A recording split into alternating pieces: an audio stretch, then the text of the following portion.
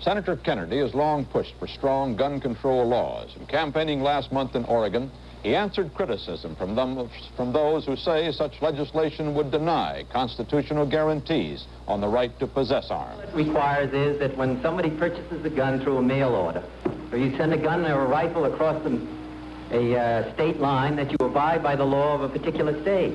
All it does, at the present moment, a person who's insane, a man with a long criminal record of having killed a dozen people, can go in and buy a rifle.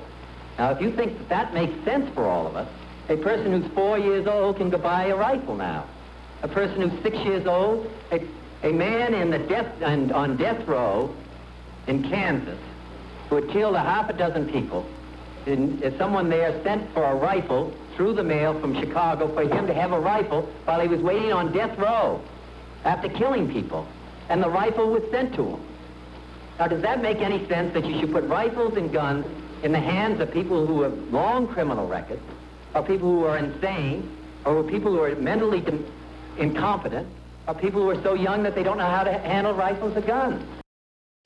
Nearly 50 years before last week's mass school shooting in Roseburg, Oregon, in May of 1968, Democratic presidential candidate there, Robert F. Kennedy, calling for gun control in that same town. He spoke about the ease with which dangerous people could obtain guns, and about 2 weeks later, he was assassinated by a gunman in California.